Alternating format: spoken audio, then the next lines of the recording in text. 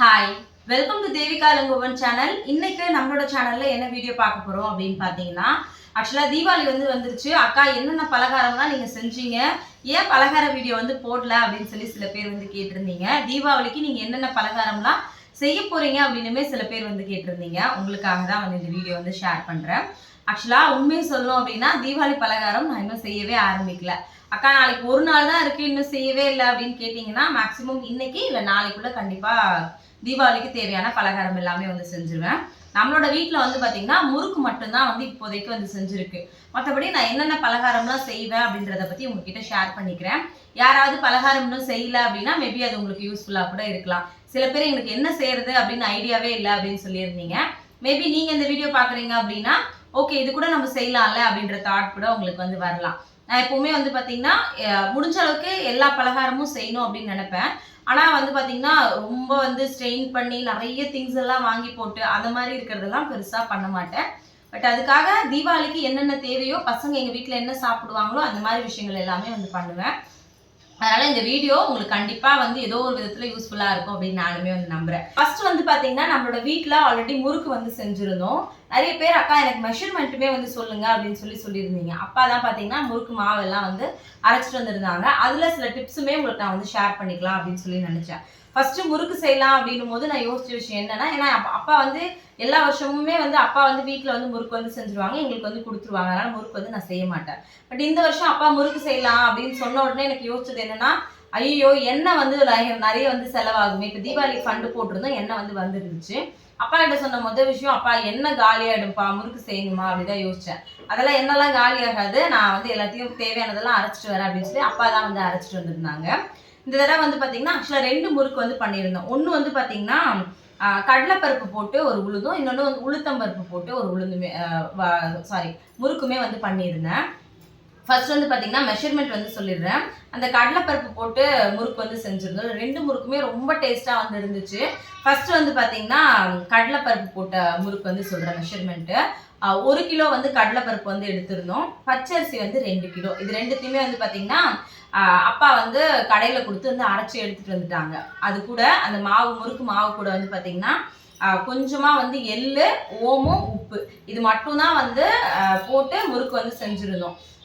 நிறைய பேர் என்ன தப்பு பண்ணிடுவாங்க முறுக்கு செய்யறதுல அப்படின்னு பார்த்தீங்கன்னா, உப்பு அளவு தெரியாமல் போட்டு போட்டு உப்பு போடும்போது ஜாஸ்தியாக போட்டுருவாங்க. அந்த மாதிரி முறுக்கு யாராவது செய்கிறீங்க அப்படின்னா உப்பு சேர்க்கும் போது ஒரு கிளாஸ்ல தண்ணி எடுத்துக்கோங்க. அதுல எந்த அளவுக்கு தேவையான உப்பு மட்டும் கொஞ்சமா போட்டு உப்பு நல்லா கரைச்சி விட்டுட்டு அதுக்கப்புறம் தெளிச்சு எல்லா இடத்துலயும் மிக்ஸ் பண்ணுங்க. அப்போ உங்களுக்கு முறுக்குல உப்பு ஈவனா இருக்க மாதிரி இருக்கும்.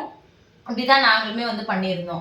அடுத்தது 2வது முறுக்கு பார்த்தீங்கன்னா உளுந்து முறுக்கு அப்பா செஞ்சிருந்தாங்க. அதுவுமே ரொம்ப டேஸ்டா இருந்துச்சு. அதுக்குமே மெஷர்மெண்ட் பார்த்தீங்கன்னா உளுந்து 1 கிலோ எடுத்திருந்தோம், பச்சரிசி 2 கிலோ. ஆனா உளுந்தை என்ன பண்ணோம் அப்படின்னா அரைக்க போறதுக்கு முன்னாடி வெறும் வானல்ல போட்டு அந்த உளுந்தோட வாசனை வர அளவுக்கு சிம்ல வச்சு நல்லா வறுத்து அதுக்கப்புறம் தான் அப்பா கிட்ட கொடுத்து அமிச்சேன். இதுவுமே அதே மாதிரி ஓமம், எள்ளு, உப்பு இது மட்டும் சேர்த்திருந்தோம். கூட காரத்துக்கு மிளகாத்தூள் கொஞ்சமா சேர்த்திருந்தேன். பட் எத்தனை பேர் மிளகாத்தூள் சேர்ப்பாங்க அப்படின்றது எனக்கு தெரியல. பட் நான் எப்பவுமே காரத்துக்காக வெறும் மிளகாத்தூள் சேர்ப்பேன். அது இன்னுமே ரொம்ப டேஸ்டா இருக்கும். முன்னாடியே சொன்ன மாதிரி முறுக்கு ஆல்ரெடி பண்ணியாச்சு. ஆனா நான் சொல்லியிருந்தேன்ல இந்த மாதிரி எண்ணெய் நிறைய இழுக்கும் அப்படின்னு சொல்லிட்டு. அதுக்கு அப்பா சொன்ன விஷயம் என்னன்னா, வானல்ல ஆக்சுவலா 1.5 லிட்டர் எண்ணெய் நான் ஊற்றிருந்தேன் முறுக்குக்காக. பட் பார்த்தீங்கன்னா அதுல இருந்து ஒரு 1/2 லிட்டர் எண்ணெய் கூட 1/4 லிட்டருக்கு கொஞ்சம் கூட 1/4 லிட்டர் தான் காலியா இருக்கும்னு நினைக்கிறேன். ஆல்மோஸ்ட் 200 முறுக்கு கிட்டவே நாங்கள் செஞ்சிருப்போம். எண்ணெய் பாத்திரத்தில் வச்சது அப்படியே இருக்கு. இன்ன வரைக்கும் அப்படியே தான் இருக்கு. அது எண்ணெய் கொஞ்சமாவது கம்மியா இருக்குமான்னு கூட எனக்கு தெரியல.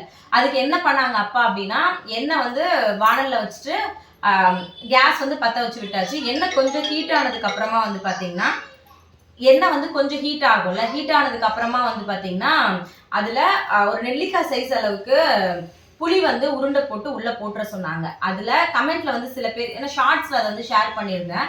அதுல கமெண்ட்ல சில பேர் என்ன கேட்டிருந்தாங்க அப்படின்னா, அக்கா அது முறுக்கு சுட்டு முடிக்கிற வரைக்கும் அதுல தான் இருக்கணுமா, இல்ல கொஞ்ச நேரம் ஆனோடனே எடுத்துடலாமா அப்படின்னு சொல்லிட்டு.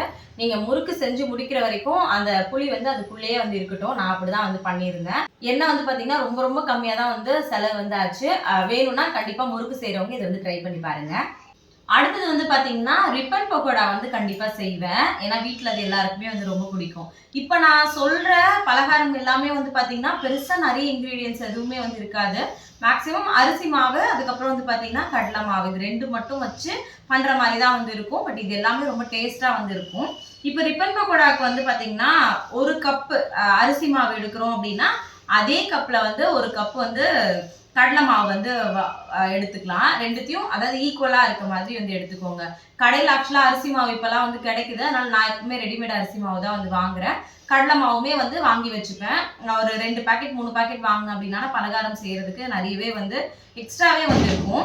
இப்போ ரிப்பன் பக்கோடாக்கு வந்து பாத்தீங்கன்னா 2 ஈக்குவலான இது வந்து எடுத்துட்டு அதுலேயே வந்து பாத்தீங்கன்னா இப்போ எந்த அளவுக்கு நீங்க அரிசி மாவும் அதுக்கப்புறம் கடலை மாவும் எடுத்தீங்களோ அதே அளவுக்கு வந்து பாத்தீங்கன்னா பொட்டுக்கடலை வந்து எடுத்துக்கோங்க.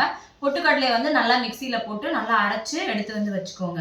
இது 3த்தையுமே வந்து பாத்தீங்கன்னா எப்பவுமே அரிசி மாவு நம்ம கடையிலேயே வாங்கினா கூட அதை ஒரு தடவை ஜலிச்சிட்டோம் அப்படின்னா அது ரொம்ப நல்லா இருக்கும். அதனால கடலை மாவா இருந்தாலும் சரி, அரிசி மாவா இருந்தாலும் சரி, எல்லாத்தையும் வந்து ஜலிச்சு வந்து எடுத்துக்கோங்க. அதுக்கப்புறம் இது 3த்தையுமே கடலை மாவு, அரிசி மாவு, அது கூடவே வந்து பாத்தீங்கன்னா அந்த பொட்டுக்கடலை நம்ம வந்து அரைச்சு வச்சிருக்கோம்ல அந்த மாவு, அது எல்லாத்தையுமே வந்து 3த்தையும் போட்டு நல்லா மிக்ஸ் பண்ணி வந்து எடுத்துக்கோங்க. அது கூடவே வந்து பாத்தீங்கன்னா வெறும் மிளகாத்தூள் வந்து சேர்த்துக்கோங்க. உங்களோட காரத்துக்கு ஏற்ற மாதிரி நீங்க வந்து சேர்த்துக்கலாம். ஓமம், எள்ளு, கொஞ்சமா வந்து வெண்ணெய் வந்து ஆட் பண்ணிக்கோங்க. இது எல்லாத்தையும் சேர்த்து நல்லா மிக்ஸ் பண்ணி கொஞ்சம் கொஞ்சமா தண்ணி ஊற்றி நமக்கு தெரியும்ல அந்த முறுக்கு பதம் வர அளவுக்கு நீங்க பண்ணிட்டு அதுக்கப்புறம் அந்த முறுக்கு பிழியறதுல எடுத்து அது பெரிய அந்த ஹோல் மாதிரி இருக்கும். அதுல தான் வந்து இந்த பக்கோடா வந்து செய்வாங்க. ரிப்பன் பக்கோடா வந்து செய்வாங்க. அதனால அந்த மாதிரி வந்து பண்ணிக்கோங்க. பட் நான் வந்து போன வருஷமும் வந்து பண்ணியிருந்தேன். இந்த வருஷமும் பண்ணலாம் அப்படின்னு சொல்லிட்டு இருக்கேன். அடுத்தது வந்து பாத்தீங்கன்னா எள்ளடை. எள்ளடை பத்தி சொல்லணும் அப்படின்னா நிறைய பேருக்கு வீட்டுல வந்து செய்யணும் அப்படின்னு ஆசையா இருக்கும். பட் ப்ரொசீஜர் வந்து எப்படி அப்படின்றது சில பேருக்கு வந்து தெரியாது. அவங்களுக்காக தான் நான் இதை வந்து சொல்றேன். ஃபர்ஸ்ட் 1 கப் அளவுக்கு வந்து வேர்க்கடலை வந்து எடுத்துக்கோங்க. 1 கப்பு வேர்க்கடலைக்கு 3 கப்பு அரிசி மாவு வந்து எடுத்துக்கோங்க. இப்போ நீங்க சின்ன கப்ல எடுக்கிறீங்கன்னா அதே கப்ல அரிசி மாவும் எடுத்துக்கோங்க. இல்ல பெரிய கப்ல எடுக்கிறீங்கன்னா அதே அளவுக்கு அரிசி மாவுமே அந்த கப்லயே வந்து எடுத்துக்கோங்க. எல்லாத்தையும் முன்னாடி சொல்ல மாதிரி வந்து ஜலிச்சிருங்க. வேர்க்கடலை மட்டும் என்ன பண்ணுங்க அப்படின்னா கொஞ்சம் கொரகொரப்பா இருக்க மாதிரி அரைச்சு எடுத்துக்கோங்க. அது எப்படி சொல்றதுன்னா நம்ம சாப்பிடும் போது வாயில தட்டுப்படுற மாதிரி இருக்கும்ல. மிக்சி ஜார்ல ரிவர்ஸ்ல திருப்பி பண்ணோம்னா ஒரு மாதிரி கொரன்னு இருக்கும்ல, அதை ஜலிக்கலாம் வேண்டாம். கொரகொரப்பா எடுத்து அதை தனியா மட்டும் எடுத்து வச்சிருங்க. அரிசி மாவு மட்டும் ஜலிச்சு தனியா அதை வந்து எடுத்து வச்சுக்கோங்க. அடுத்தது அது கூடவே பாத்தீங்கன்னா 1 ஸ்பூன் வந்து சீரகம், மிளகு வந்து 1 ஸ்பூன் வந்து போடுங்க. மிளகு வந்து கொஞ்சம் தட்டி ஒன்றும் பாதியமா இருக்க மாதிரி தட்டி வந்து போட்டுக்கோங்க. அது இன்னும் வாசனையா இருக்கும். நம்ம சாப்பிடும் போது அந்த காரம் வந்து ஒரு நல்ல ரொம்ப டேஸ்டா வந்திருக்கும். அதனால வந்து தட்டி போட்டுக்கலாம். கூடவே வந்து பாத்தீங்கன்னா கொஞ்சமா பெருங்காயத்தூள், எள்ளு, அவங்களுக்கு தேவை காரத்து எவ்வளவு உங்களுக்கு காரம் தேவையோ அதுக்கு ஏற்ற மாதிரி மிளகாத்தூள் வந்து சேர்த்துக்கோங்க. இது எல்லாத்தையும் சேர்த்து ஆல்ரெடி முன்னாடியே சொன்ன மாதிரி உப்பு வந்து அப்படியே தூவாதீங்க. ஒரு கிளாஸ்ல தண்ணி எடுத்துட்டு அதில் உப்பு போட்டு நல்லா கரைச்சிட்டு அதை வச்சு தெளிச்சு நீங்க வந்து அந்த மாதிரி வந்து பண்ணிக்கோங்க.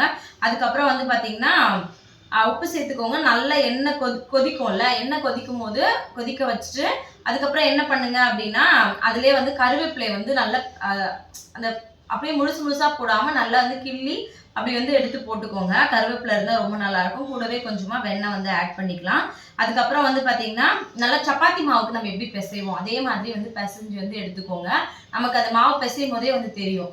அடுத்தது வந்து பாத்தீங்கன்னா அதை வந்து நம்ம தோசைக்கல்ல சப்பாத்தி கல் இருக்கும்ல, அது கீழே வந்து பாத்தீங்கன்னா நம்ம அது என்ன ஷீட் சொல்லுவாங்க, பட்டர் ஷீட் வந்து ஒன்று வாங்கிக்கோங்க. வாங்கிட்டு நம்ம சப்பாத்தி மாவுக்கு வந்து எப்படி பிசைவோம் அதே மாதிரி ரவுண்ட் பண்ணிட்டு சப்பாத்தி கட்டை வச்சு நல்லா வந்து சுத்தி ரோல் பண்ணீங்க அப்படின்னா இது ரொம்ப வந்து தின்னாவும் இருக்காம ரொம்ப திக்காவும் இருக்காத மாதிரி நல்லா வந்து ஃபுல்லா பண்ணி விட்டுருங்க.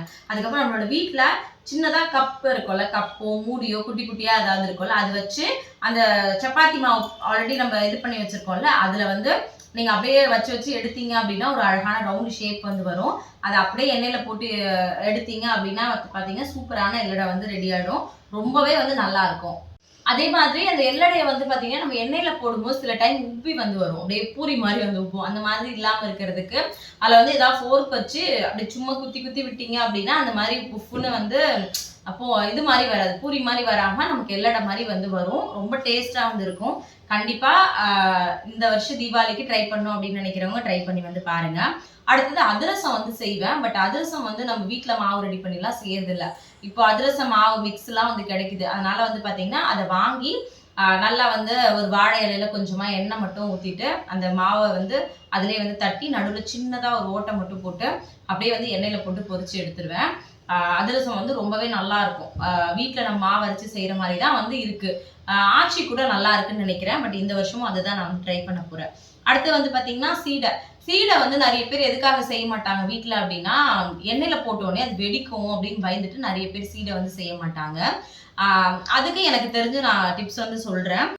இப்போ சீடை செய்யறதுக்கு வந்து பாத்தீங்கன்னா ஒரு 2 ஸ்பூன் அளவுக்கு வந்து உளுந்து வந்து எடுத்துட்டு வானல்ல போட்டு கொஞ்சம் பொன்னிறமா வர அளவுக்கு வறுத்து வந்து எடுத்துக்கோங்க. கூடவே வந்து பாத்தீங்கன்னா 1 கப் அளவுக்கு வந்து அரிசி மாவு அதையுமே ஒரு கடாயில போட்டு கொஞ்சம் ஹீட் ஆகுற மாதிரி நமக்கு தெரியும்ல அந்த சூடாகிற அளவுக்கு அதை நல்லா வறுத்து எடுத்துக்கோங்க. அதுக்கப்புறம் உளுந்து வந்து நல்லா அரைச்சு ரெண்டுத்தையும் வந்து ஒண்ணா வந்து ஆட் பண்ணி ஃபுல்லா நல்லா மிக்ஸ் பண்ணி விட்டுக்கோங்க.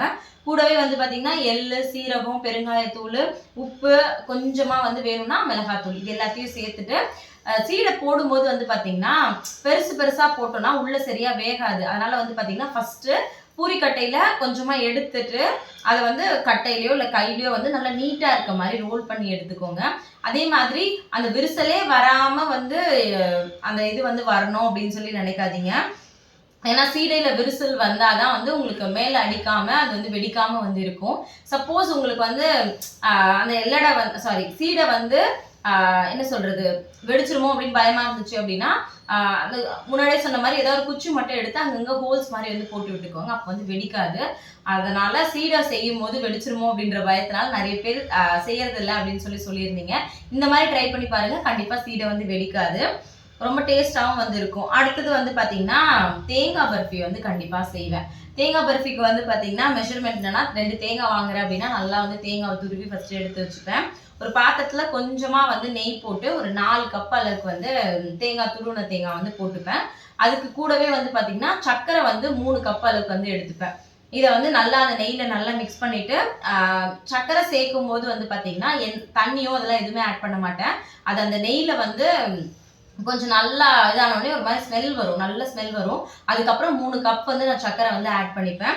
அது கூடவே வந்து பாத்தீங்கன்னா சர்க்கரை ஆட் பண்ணதுக்கப்புறம் ஒரு 10 நிமிஷத்துலேருந்து 12 நிமிஷம் சிம்ல வச்சு அப்படியே கிளறிட்டே இருப்பேன். கூடவே கொஞ்சமா ஏலக்காய் தூள் வந்து தூவி விட்டுட்டு அவ்வளோதான். அதுக்கப்புறம் வந்து பாத்தீங்கன்னா ஒரு சின்ன பாத்திரத்துலயோ இல்லை பிளேட்லயோ வந்து பாத்தீங்கன்னா அடியில நெய்யோ இல்லை வெண்ணையோ ஏதாவது ஒன்று தடவிட்டு இதை வந்து கொட்டி நல்லா வந்து இப்போ எந்த ஷேப்ல நமக்கு ரவுண்ட் ஷேப்ல தானே வேணும் அந்த மாதிரி நல்லா வந்து பரப்பி விட்டுட்டு கொஞ்ச நேரம் கழிச்சு அந்த ஷேப் மட்டும் போட்டு எடுத்துப்பேன். பர்ஃபி வந்து இப்படி ரவுண்டாக தானே இருக்கும் தேங்காய் பர்ஃபி.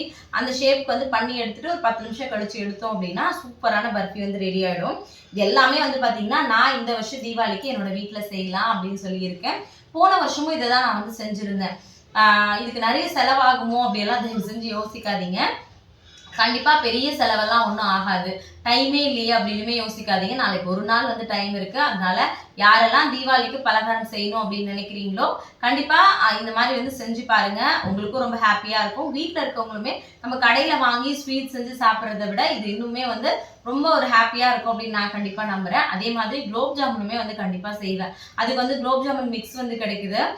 குலோப் ஜாமுன் மிக்ஸ் வாங்கிட்டு கூடவே வந்து பாத்தீங்கன்னா ஏலக்காய் வந்து நம்ம அந்த ஜீரா ரெடி பண்ணுவோம்ல சக்கரை ஜீரா அது கூட வந்து பாத்தீங்கன்னா கொதிக்க வைக்கும் போது ஏலக்காய் வந்து முழு ஏலக்காய் வந்து அப்படியே உடைச்சு அதுல வந்து போட்டுருவேன். அப்போ வந்து பாத்தீங்கன்னா உங்களுக்கு சாப்பிடும்போது அந்த ஏலக்காய் ஃபிளேவரோட சேர்ந்து குலோப் ஜாமுன் சாப்பிடும்போது ரொம்ப நல்லா இருக்கும்.